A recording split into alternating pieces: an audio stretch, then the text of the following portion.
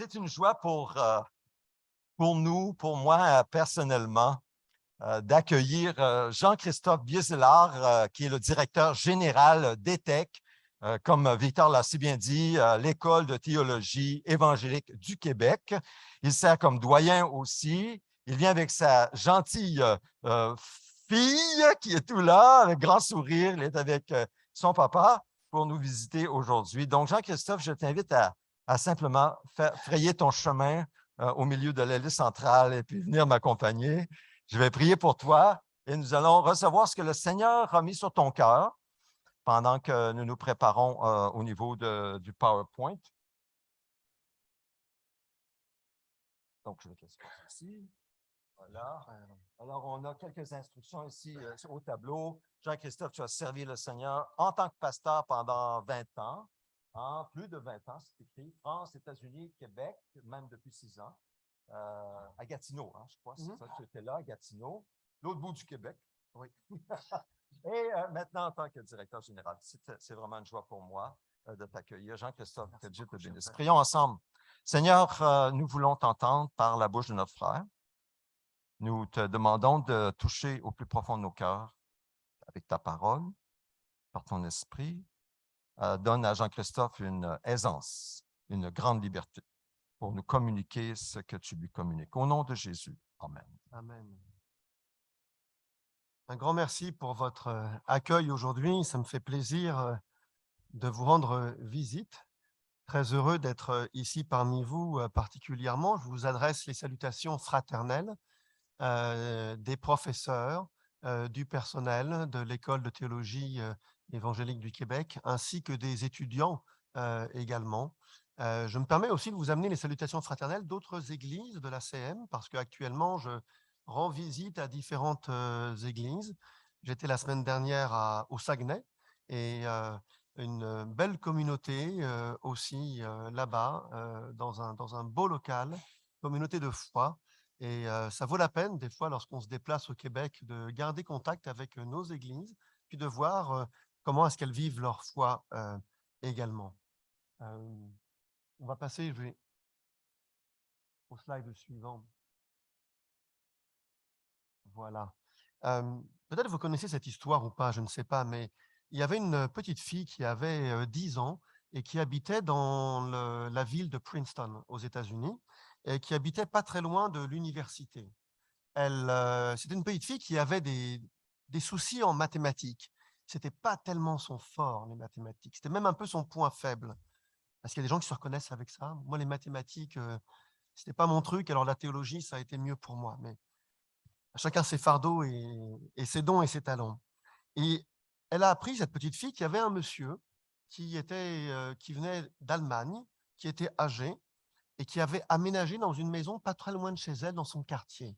Et lui était professeur de mathématiques. Alors, elle a pris son courage à deux mains, et puis elle a été frappée à la porte de ce monsieur-là, et puis elle a dit « Bonjour monsieur, j'ai appris que vous êtes professeur de mathématiques.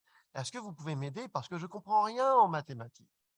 Et ce monsieur-là lui a souri, et puis il l'a accueilli, et lui a dit « Il n'y a pas de problème, je vais prendre le temps de t'expliquer les mathématiques. Montre-moi quel est le souci, puis montre-moi ce que tu fais. » Il a pris le temps de lui expliquer les mathématiques, et puis il lui a dit que si elle avait encore euh, des difficultés, qu'elle n'hésite absolument pas à revenir le voir, qu'il serait heureux de l'aider et de l'accueillir. On parle ici bien de l'accueil. L'accueil, c'est une des valeurs importantes que l'on trouve dans la Bible. C'est une valeur importante à vivre en Église, dans toute la diversité de l'Église. Je pense que le Seigneur, en tout cas, veut nous encourager en Église à accueillir des personnes très diverses dans leur parcours de foi, des personnes qui ont déjà accepté le Seigneur depuis des années, puis des personnes qui sont encore en cheminement, qui sont à la recherche du Seigneur, que l'Église est appelée à accueillir des personnes de cultures diverses. Et puis on le voit très bien dans une ville comme Québec, et on le voit très bien dans une ville comme Montréal également, d'accueillir des personnes aussi qui sont diverses dans leur parcours de vie. Puis ça me fait tellement plaisir de voir des petits-enfants ce matin ici. avec des petits-enfants, puis des personnes retraitées, puis des personnes qui travaillent, puis des personnes qui cherchent du travail. C'est toute cette diversité qui se réunit et qui est accueillie dans l'Église et par l'Église le dimanche. Et quelque part, c'est cette diversité aussi que nous accueillons à l'École de théologie évangélique du Québec. Le thème de l'accueil, c'est, comme je le disais, un thème qui est très important et que l'on trouve dans toute la Bible, véritablement dans toute la Bible, depuis le premier livre de la Bible jusqu'au dernier livre de la Bible. Les exemples sont innombrables, exemples d'accueil sont innombrables dans la Bible. Mais parfois, il y a des textes qui nous sautent aux yeux, qui nous parlent de l'accueil, et puis ce n'est pas vraiment les personnes à qui on aurait pensé là qui accueillent. Et je veux vous inviter simplement aujourd'hui à regarder à deux de ces textes-là, deux textes surprenants ou qui devraient nous surprendre sur l'accueil.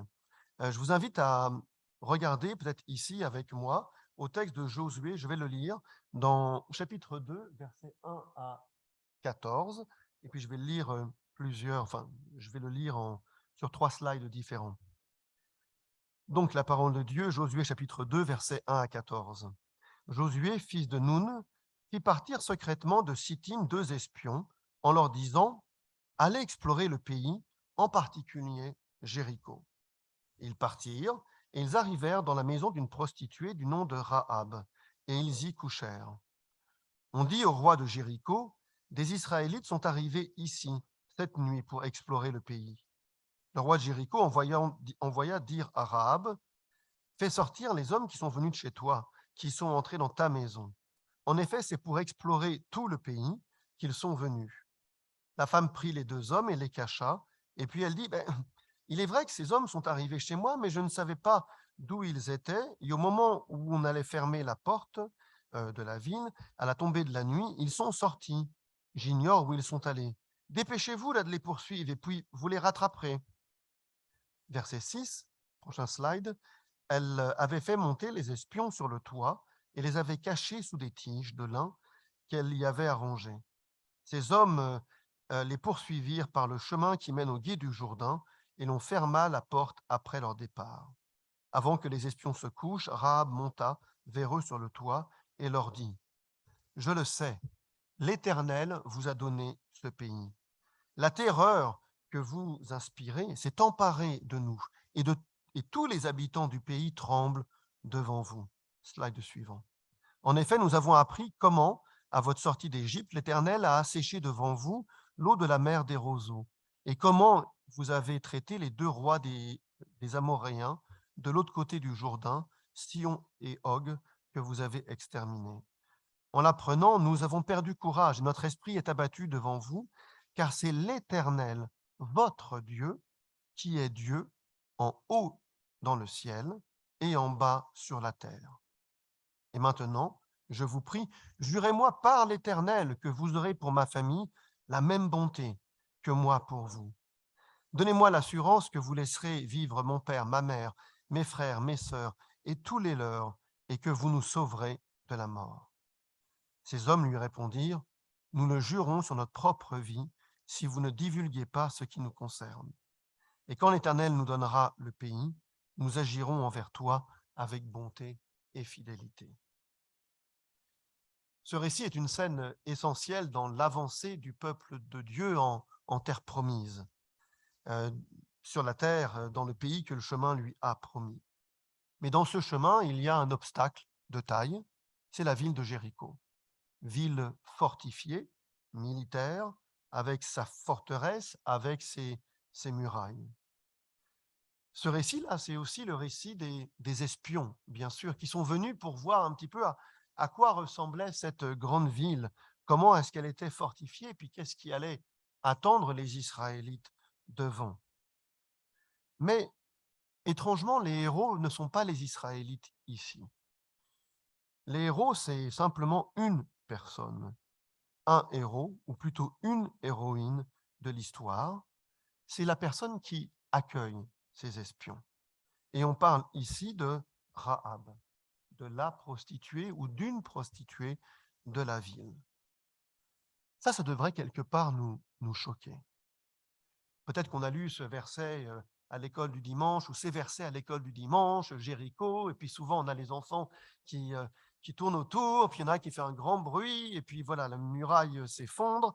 On a tous ces souvenirs de l'école du dimanche là, mais derrière, il y a une histoire de personnes de foi qui va devenir même quelque part, malgré elle, mais Dieu est souverain et agit souverainement, qui va devenir une héroïne de la foi.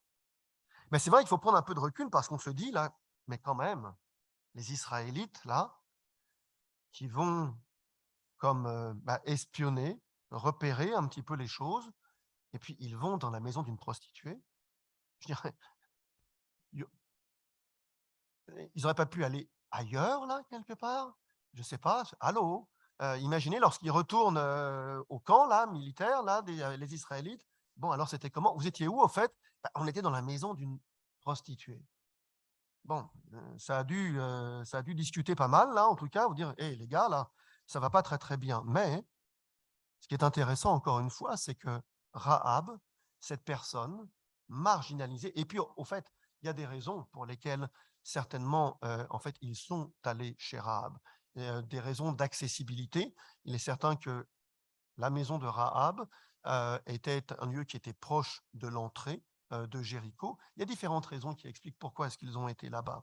Mais en tout cas, ce qui est intéressant, c'est que cette personne-là, marginalisée, là, est un héros de la Bible. Un héros de la Bible, accrochez-vous bien, là, mettons la ceinture de sécurité, presque au même titre que Noé et Abraham. Waouh! Ben oui, on en parle là de Rahab dans la fameuse liste des héros de la foi, dans Hébreux chapitre 11. Hein. Hébreux chapitre 11, verset 31, c'est par la foi que Rahab, la prostituée, n'est pas morte avec les non-croyants, parce qu'elle avait accueilli les espions avec bienveillance. C'est-à-dire que la parole de Dieu reconnaît la foi de cette femme, la foi de cette femme qu'elle a exprimée ou exercée par l'accueil, d'ouvrir la porte de sa maison, malgré les risques, parce qu'elle risque tout. Accueillir des espions, c'est de la haute trahison là, au niveau militaire. Rien que cela. Elle risque tout aussi en mettant sa vie dans la foi d'un Dieu qui est étranger pour elle, mais qui va devenir son Dieu, car c'est le vrai Dieu. Lorsque ce texte biblique nous dit c'est par la foi que Rahab, la prostituée, n'est pas morte avec les non-croyants, comment est-ce qu'elle a exercé sa foi? Par l'accueil, certes, mais par cette déclaration qu'elle a dit, que j'ai lue auparavant. Car c'est l'Éternel, votre Dieu, qui est le Dieu en haut du ciel et en bas sur la terre. Elle reconnaît Yahweh. Elle reconnaît le Créateur. Elle reconnaît l'alpha et l'oméga. Rahab ainsi reconnaît le Dieu des Israélites comme étant le vrai Dieu. Et elle accueille ses espions. Son accueil, sa foi, les deux vont ensemble. Dans le cas de Rahab, vont lui sauver la vie. Elle aura la vie sauve. Elle donne aux espions des droits. Vous pouvez séjourner chez moi, mais elle leur donne également des responsabilités. Si l'Éternel prend cette ville, vous devrez vous occuper de ma famille. Vous devez nous laisser la vie sauve. Et donc, les deux espions ont quelque part reconnu la déclaration de foi de Rahab, sa crainte de Dieu, sa crainte de Yahweh, le vrai Dieu. Et l'auteur des Hébreux nous dit que Rahab ne périt point. Elle fut sauvée. Il y a un deuxième texte, il y en a beaucoup plus, mais il y a un deuxième texte qui est très pertinent et qui nous parle de l'accueil et qui se trouve dans le Nouveau Testament. Et ce récit se passe aussi à Jéricho. Vous savez de quoi je parle et de qui je parle? De Zachée. Hein? Une personne qui est aussi une personne marginalisée, mal aimée de la société. Dans l'Évangile selon Luc, verset 1 et suivant, Jésus était entré dans Jéricho et traversait la ville. Or, un homme riche, appelé Zachée, chef des collecteurs d'impôts, cherchait à voir qui était Jésus, mais il n'y parvenait pas à cause de la foule, car il était de petite taille. Il courut en avant et monta sur un sycomore, un arbre, pour voir Jésus, parce qu'il devait passer par là. Et lorsque Jésus fut arrivé à cet endroit, il leva les yeux, le vit et dit, « Zachée, dépêche-toi de descendre, car il faut que je m'arrête aujourd'hui chez toi. » Zachée s'empressa de descendre et l'accueillit avec joie. Et en voyant cela, tous murmuraient en disant, « Il est allé loger chez un homme pécheur. » Mais Zachée, se tenant devant le Seigneur, lui dit, « Seigneur, je donne aux pauvres la moitié de mes biens, et si j'ai causé du tort à quelqu'un, je lui rends même le quadruple. » Alors Jésus dit à son propos, « Le salut est entré aujourd'hui dans cette maison, parce que lui aussi est un fils d'Abraham. En effet, le Fils de l'homme est venu chercher et sauver ce qui était perdu. » Zachée est une autre de ces personnes dans la Bible qui est quelque part marginalisée, méprisée et même haïe. Personne ne l'aime vraiment, puis tout le monde se méfie de lui. Pourquoi? Parce qu'il est collecteur d'impôts. Les gens qui sont collecteurs d'impôts, vous faites quoi comme activité? Je travaille pour l'ARC. Ah, très bien, bon, merci. Ou quand on reçoit un courrier, des fois, de l'Agence du revenu, c'est ça, du Canada, là, des fois, dans la boîte aux lettres, quand je reçois ça, je me dis, bonne nouvelle ou moins bonne nouvelle? C'est des choses qui nous font un peu peur, des fois. On ne sait jamais très bien comment les prendre. Sauf que Zachée, ce n'est pas une lettre, ce n'est pas un courrier, c'est une personne qui est issue du peuple de Dieu et qui, pire encore, il est collecteur d'impôts. Il collecte les impôts pour qui? Pour les Romains, c'est-à-dire pour des étrangers, c'est-à-dire pour des païens, c'est-à-dire pour une force d'occupation, c'est-à-dire qu'il est quelque part ce qu'on appelait en France des fois un collaborateur de l'ennemi. Mais Zachée, ce n'est même pas n'importe quel collecteur d'impôts. Verset 2, un homme riche appelé Zachée, chef des collecteurs d'impôts. C'est un collecteur d'impôts en chef. Et c'est pour cela qu'il se trouve d'ailleurs à Jéricho, qui était une ville au temps de Jésus, où il y avait un bureau central pour les impôts. Zachée est en haut, malgré sa petite taille, et puis il y a beaucoup, souvent, dans les textes bibliques, il y a beaucoup de choses qui paraissent un peu ironiques là, qui ne sont jamais des détails. Mais malgré sa petite taille, lui, il est en haut complètement de la pyramide, là, quelque part. Il est en haut du système des impôts. Et en étant en haut, il était certainement très riche, d'après ce que nous dit le texte, mais il était également particulièrement détesté. Oui, il avait gagné de l'argent, certainement, mais il avait beaucoup perdu. Perdu ses relations avec les gens de son peuple, perdu ses amis, perdu même des membres de sa famille. Oui, il était riche, nous dit le texte biblique, mais il était aussi probablement très, très seul. Seul parce qu'on a bien là la présence de quelqu'un qui collabore avec l'ennemi, cet ennemi romain qui oppresse le peuple de Dieu, qui ridiculise le peuple de Dieu, qui violente le peuple de Dieu. Mais là aussi, comme Rahab, Zachée reçoit, accueille un invité. Et en accueillant Jésus, Zachée réalise sa propre nature. Il discerne le mal qu'il a fait, les tromperies, les escroqueries. Il réalise finalement le péché qu'il y a en lui. Il réalise qu'il y a un vide profond et qu'il a remplacé ce vide profond par une idole qui s'appelle l'argent. Il réalise qu'il est seul et qu'il n'y a qu'une seule personne, car tout le monde le déteste parmi le peuple de Dieu, tout le monde le méprise, ou tout le monde a peur de lui, qu'il n'y a qu'une seule personne qui peut être son ami, une seule personne qui peut être un ami fidèle et tendre, c'est Jésus. Un ami qui ne le rejettera pas, mais un ami qui le sauvera. Jésus lui dit, Zachée, verset 5, « Dépêche-toi de descendre, car il faut que je m'arrête aujourd'hui chez toi. » Lorsque le Christ dit ça, il dit, il faut que je m'arrête aujourd'hui chez toi. Aujourd'hui, Zachée, il va y avoir un changement dans ta vie. Aujourd'hui, Zachée, tu peux être un nouvel homme. Aujourd'hui, Zachée, tu n'es plus celui qui va être rejeté. Aujourd'hui, Zachée, tu n'as plus à être celui qui va être détesté, haï, méprisé, mis de côté. Aujourd'hui, Zachée, il va y avoir du changement dans ta vie. Aujourd'hui, aujourd'hui, aujourd'hui. Ce mot aujourd'hui, là, sonne comme un écho qui va se prolonger dans les évangiles jusqu'à Golgotha, jusqu'à la croix. Vous vous rappelez du récit de la croix? Jésus, ce n'est plus celui qui s'invite à la croix, mais c'est celui qui invite.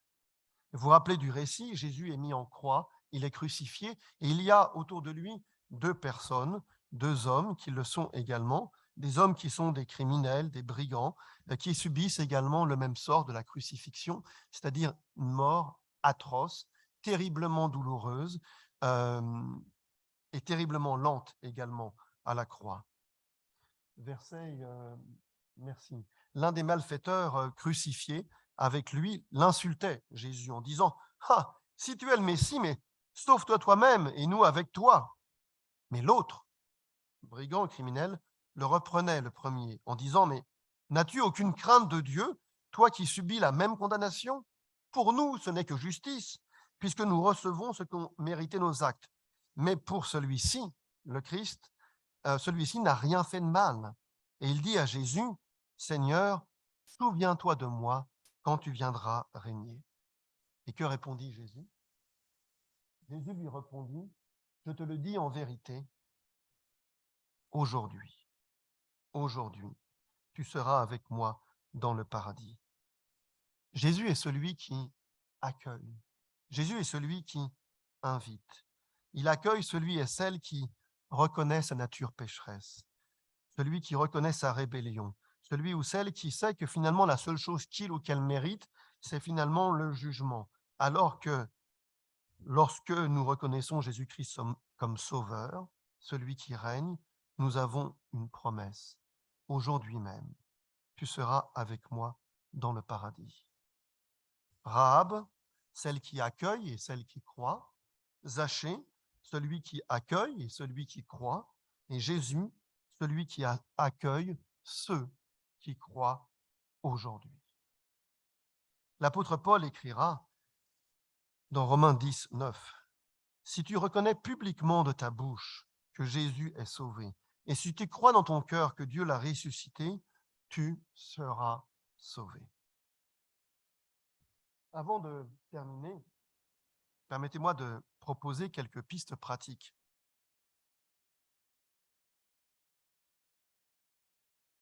Quelques pistes pratiques de réflexion à la lumière de ces textes bibliques-là. L'accueil, c'est un thème que l'on a encore une fois à travers toute la Bible, depuis le premier livre jusqu'au dernier livre. C'est un thème qui est au cœur de Dieu. Dieu nous accueille en la personne du Christ, lui qui est le chemin, la vérité et la vie. Et il est prêt à nous accueillir, quel que soit notre fardeau, quel que soit notre passé, quel que soit notre péché.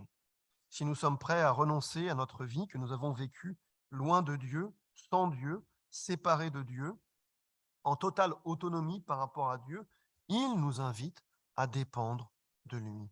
Il nous accueille. Il nous invite aujourd'hui encore à ses côtés. Aujourd'hui même, tu seras avec moi dans le paradis. Réfléchissons là. S'il a fait cette promesse, Jésus, un criminel, pourquoi ne la ferait-il pas pour nous, pour vous, aujourd'hui? Avez-vous accepté cette invitation? Si ce n'est pas encore le cas, parlez à votre pasteur. Il sera heureux de prier avec vous et pour vous. Deuxième piste pratique, l'apôtre Paul écrit dans Romains 15, 5, « Accueillez-vous les uns les autres comme Christ vous a accueillis pour la gloire de Dieu. » Comment est-ce qu'on s'accueille les uns les autres? Je dirais de façon régulière. Là. Je ne parle pas du dimanche où on s'accueille les uns les autres en église et dans l'église, et puis béni soit Dieu pour ça. Et puis on se retrouve et c'est toujours un moment de joie, mais comment est-ce qu'on s'accueille les uns les autres de façon régulière? J'ai un ami qui est pasteur d'une église au Québec d'une 20aine de personnes, petite église, petite communauté, et qui a découvert, lorsqu'il a commencé son pastorat, avec surprise, avec un peu comme un choc, que les gens dans son église ne s'invitaient pas mutuellement. Et pourtant, ils sont de la même génération, pourtant, ils sont retraités pour la grande majorité d'entre eux, et ils ne se sont jamais invités en plus de 10 ans, même pas pour prendre un café ensemble. Mais où est cet accueil à laquelle l'apôtre Paul nous appelle? Accueillez-vous donc les uns les autres comme Christ vous a accueillis pour la gloire de Dieu. Où est cet accueil? Et puis pour nous, en Église, parfois j'étais pasteur aux États-Unis, en France, ça s'entend un peu, hein, mais j'étais pasteur aux États-Unis, en France et puis au Québec. Et puis il y a toujours des personnes qui disent parfois, ben, voilà, l'Église n'organise pas assez de rencontres, là. L'Église devrait organiser des rencontres, l'Église devrait organiser des repas. Mais l'Église, c'est nous. L'Église, c'est vous. L'Église, ce n'est pas une institution, une organisation, ce n'est pas même un pasteur, l'Église. L'Église, c'est nous tous. Pourquoi ne pas commencer à s'accueillir les uns les autres, comme Christ nous a accueillis? Une chose que j'ai fait lorsque j'ai commencé un pastorat, et je voyais qu'il y avait une dynamique particulière dans cette église-là, et je me suis assis avec les anciens. La première réunion des anciens, on avait un agenda, comme on en a des fois, hein, les pasteurs, avec un agenda pour la réunion des anciens, la première. Et puis j'ai dit, bon, tout ça, là, on va le mettre de côté. Là. Au fait, est-ce que vous connaissez le témoignage des uns des autres? Et à ma grande surprise, ils m'ont dit, ben non. Je dis, ben, on va commencer par là, l'agenda des anciens, on va le mettre de côté, on va s'accueillir au moins spirituellement les uns les autres, se connaître spirituellement dans la foi les uns des autres. On va commencer par ça, je dirais nous au niveau des responsables de l'Église, et puis après que ça puisse inonder le reste de l'Église. Accueillez-vous donc les uns les autres comme Christ vous a accueillis pour la gloire de Dieu. L'accueil, c'est quelque chose que nous vivons aussi à l'École de théologie évangélique du Québec. Et puis un grand merci pour un ambassadeur extraordinaire ce matin qui a bien lu toutes les communications de l'ETEC. Ça m'a fait plaisir. L'École de théologie évangélique du Québec, vous le savez, c'est l'école de formation de l'Alliance chrétienne missionnaire dans le Canada francophone, au Québec. Et nous sommes appelés à former, bien sûr, mais avant ça, en tant que directeur et doyen, je suis persuadé que nous sommes appelés à accueillir. Former, oui, oui, bien sûr, mais à accueillir avant tout. Et comment faire l'un sans l'autre? Ben, nous accueillons des personnes plus ou moins jeunes qui suivent un cursus universitaire en théologie, parfois un cursus court avec 30 crédits de premier cycle, parfois un cursus plus long, un baccalauréat, ça dure 3 ans, c'est plus long, parfois une maîtrise et parfois même un doctorat, ça c'est beaucoup, beaucoup plus long. Mais nous accueillons ces étudiants-là et des fois ce sont des personnes qui prennent seulement un cours par session et c'est correct. C'est correct. Vous êtes les bienvenus. Je comprends que vous ayez un travail à côté, que vous ayez d'autres choses à faire à côté. C'est correct. Vous serez accueillis et bien accueillis. On vous accueille tel que vous êtes. On accueille aussi des personnes à travers le Québec qui se disent, ben, voilà, nous, on est loin. Et puis avant, à l'ETEC, il fallait venir à Montréal pour prendre des cours. Et puis, il s'est passé une chose qui s'appelle la Covid, là, et puis qui a obligé tout le monde, et puis les églises, et puis les ministères des églises comme l'ETEC, à changer complètement. Donc nous sommes devenus hybrides, et nous offrons des cours hybrides, et nous gardons des cours hybrides. Pourquoi? Parce que nous nous appelons l'école de théologie évangélique, plus de Montréal, mais du Québec. Donc nous voulons desservir le Québec. Nous voulons desservir la ville de Québec, nous voulons desservir le Saguenay, toute la grandeur là, du Québec.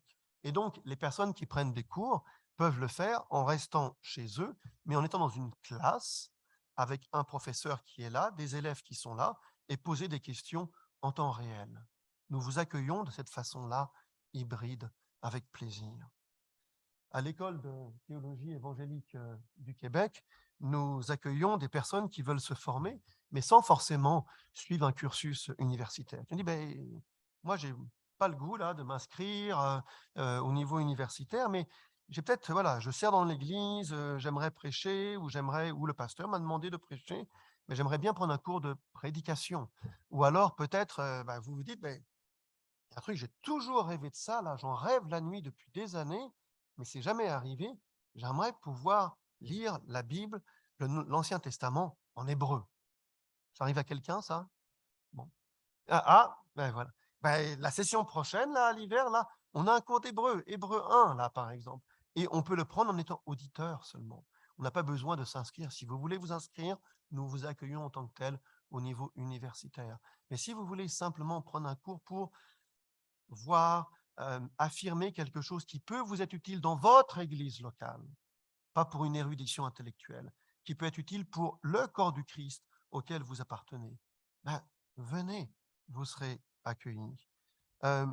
Nous accueillons des personnes qui connaissent l'appel de Dieu et des personnes qui ne connaissent pas encore tout à fait l'appel de Dieu et qui, à travers différents cours et à travers le rapport très personnel et un peu pastoral, on ne se substitue pas du tout aux pasteurs des églises locales, mais nous avons des pasteurs qui enseignent également à l'ETEC. Et donc, nous aidons parfois nos étudiants à discerner l'appel de Dieu dans leur vie. Nous les accueillons pour cela aussi, en complémentarité avec leur église locale. Nous accueillons également des personnes qui sont parfois déconnectées de l'église locale. Et puis cela arrive. Des personnes qui ont été déçues de l'église mais qui ont quand même faim et soif de la parole de Dieu et puis qui viennent. Et puis ce qu'on veut les encourager à faire, c'est aussi à se reconnecter à une communauté locale de foi. Nous les accueillons pour cela aussi. Nous accueillons également des étudiants qui sont des étudiants francophones étrangers qui vont être les futurs dirigeants de l'Union d'Église. Par exemple, nous avons un frère qui vient de Guinée et qui va faire son doctorat sous la direction de Richard Lloyd, ce professeur-là. Et ce frère-là va très certainement, quand il aura complété son doctorat, devenir président de l'Alliance chrétienne missionnaire en Guinée. Vous imaginez ça quelque part? C'est que le Québec forme les futurs responsables de notre église, de notre union d'églises à travers le monde. Le monde, là. C'est quel privilège, là. Alors nous sommes heureux de les accueillir, là. Nous sommes heureux de les accueillir. Et puis nous sommes prêts, bien sûr, à vous accueillir avec l'approbation et puis le soutien de votre pasteur et puis de votre église. Vous serez, je l'espère en tout cas, bien accueillis.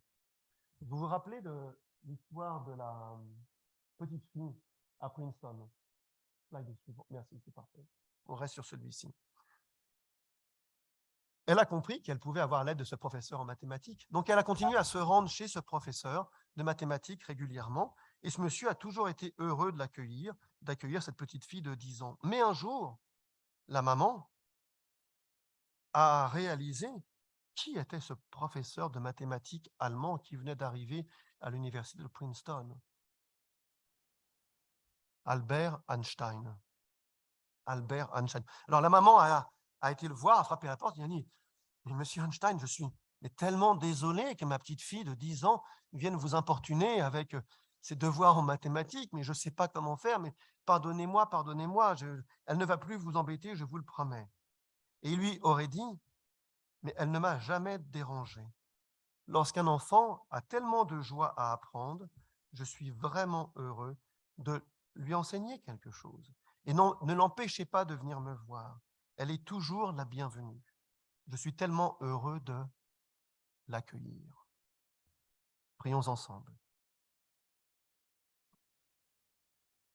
Éternel, notre Dieu, nous te disons merci. Nous nous rappelons en cette fin de semaine d'Action de grâce, en ce temps particulier, au Québec et au-delà du Québec, que parce que tu as créé toutes choses, parce que tu es l'alpha et l'oméga, tout est grâce par toi et tout est grâce en toi. Nous voulons te remercier, Seigneur, pour la grâce que tu nous as fait de nous avoir accueillis. Nous qui étions rebelles, pécheurs, tu nous accueilles dans ta présence. Tu nous as sauvés, comme tu as sauvé Rahab, comme tu as été un ami fidèle et tendre pour Zachée. Oui, Seigneur, tu nous accueilles dans ta sainte présence et à la fois dans ta généreuse présence. Quel Dieu merveilleux nous avons. Règne, Seigneur, dans nos vies. Règne, Seigneur, dans nos églises. Règne, Seigneur, dans nos lieux de formation. Sois-y bien présent, Seigneur. Prends-y toute la place qui te revient de plein droit et par grâce. Au nom de Jésus. Amen.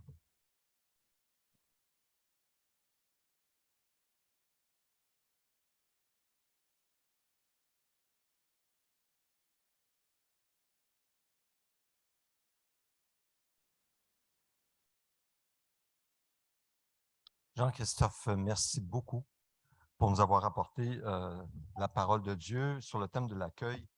Et c'est le moment pour nous de partager ce repas d'accueil. Ce repas, c'est l'accueil de Jésus. C'est l'accueil de Jésus pour nous. Alors, ceux qui croient en Jésus, qui sont unis à lui par la foi et qui comptent sur lui seul pour être sauvés, vous êtes invités à ce repas, même si vous n'êtes pas des réguliers ici à l'Église. Donc, j'ai aussi mis quelque chose. Est-ce qu'on peut mettre la diapositive? Peut-être, je vais te montrer laquelle, c'est où on voit le. Dimanche dernier, nous avons accueilli Dominique Ourlin. Vous vous souvenez, le pasteur Dominique Ourlin. La prochaine diapo, celle-là. Il avait parlé de la persécution, c'était le thème. Il a dit qu'il y a deux types de persécution. Hein. Il y a la persécution type marteau et étau. Marteau, c'est la plus violente, l'oppression violente. L'étau, c'est plus comme une oppression, un déni de droit, etc. Alors, il avait suggéré qu'on pourrait mettre sur la table de communion des objets pour nous souvenir de ceux qui sont persécutés. Et j'ai choisi un marteau. Et je n'ai pas d'étau, sinon c'est trop gros. Alors, simplement pour nous souvenir que cette table, c'est aussi pour ceux qui souffrent parmi nos frères dans le monde. Donc, je vous invite ensemble à nous approcher de Jésus. La diapo avant, c'était « Examinez-vous vous-même », juste celle avant. « Examinez-vous vous-même », que chacun s'examine lui-même et qu'ainsi il mange et boive de la coupe, car celui qui mange et boit indignement, sans discerner le corps, c'est ce que ça signifie indignement, mange et boit un jugement contre lui-même. Donc, nous discernons ensemble le corps. Nous sommes le corps de Christ, mais aussi Christ a dit, ceci est mon corps, ceci est mon sang. Et nous venons dans la présence de Dieu. Donc, prenons un moment, tout simplement maintenant, de silence pour reconnaître nos fautes. S'il y a, en entendant la parole d'aujourd'hui, le Seigneur nous a parlé, un moment de silence, de prière personnelle, et après, je vous donnerai d'autres instructions.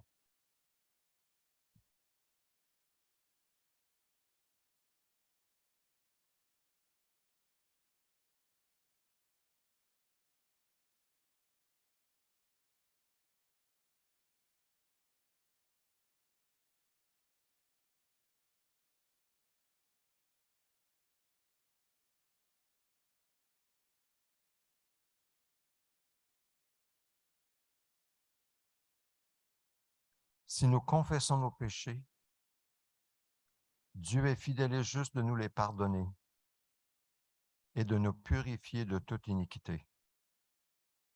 Il est juste parce que Jésus a donné sa vie en sacrifice expiatoire pour nos péchés, lui le juste pour les injustes, afin de nous amener à Dieu.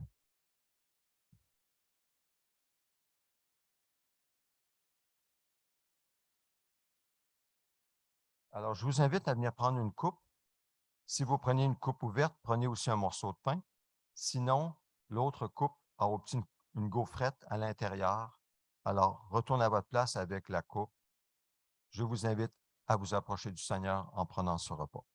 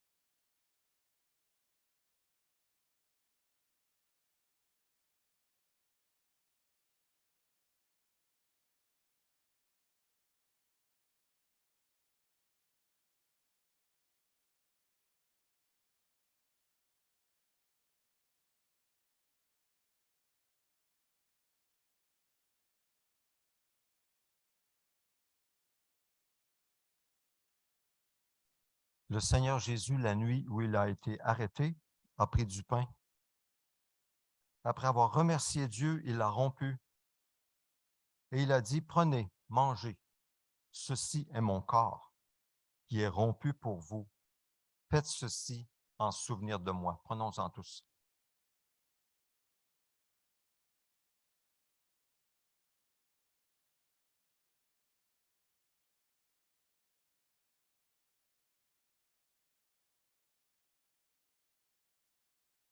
Merci Seigneur Jésus d'avoir offert ton corps en sacrifice, toi qui es l'agneau de Dieu, qui ôte nos péchés. Merci Seigneur.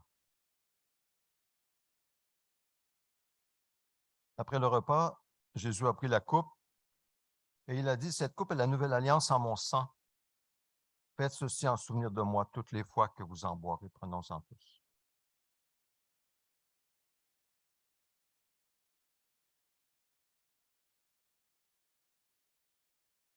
Seigneur, merci parce que tu fais de nous un corps. Nous sommes frères et sœurs en Jésus-Christ. Et c'est bon, Seigneur, aujourd'hui d'entendre notre frère Jean-Christophe nous parler des frères et sœurs qui sont formés à l'ETEC pour te servir, pour mieux te servir, que ce soit ici au Québec ou jusqu'en Guinée. Nous te prions, Seigneur Dieu, de bénir Jean-Christophe ainsi que son équipe à l'ETEC, les enseignants, le personnel, toute personne qui travaille dans cette école. Nous te prions de les bénir. Nous prions que tu bénisses les étudiants, bien sûr. Nous prions aussi, Seigneur, pour nos frères et sœurs de notre Église. Nous pensons à Alberto et Steve qui cherchent un emploi, qui ont une entrevue d'emploi cette semaine. Alberto, c'est demain.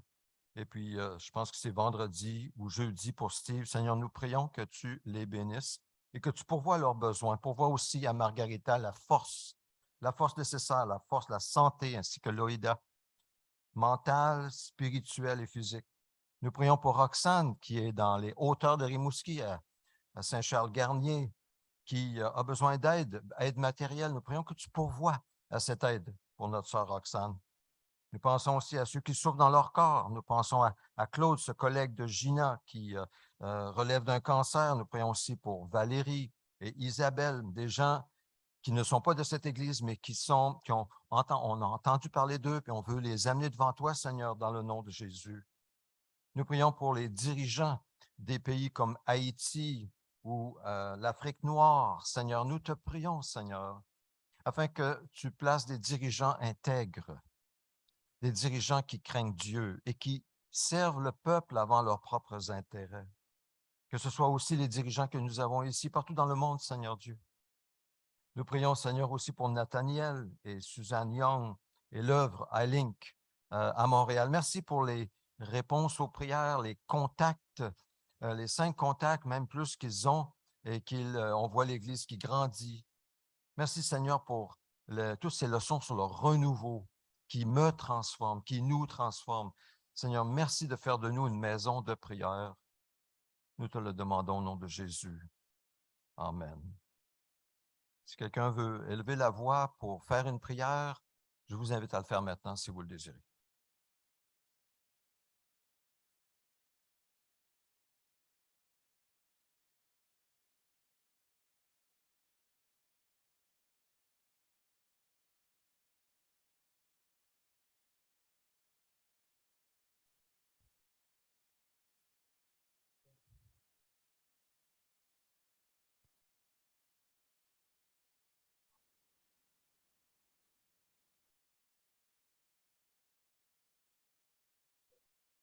Mm.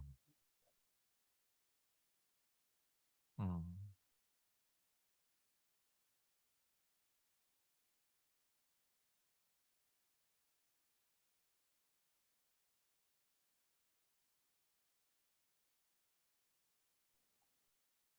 Amen.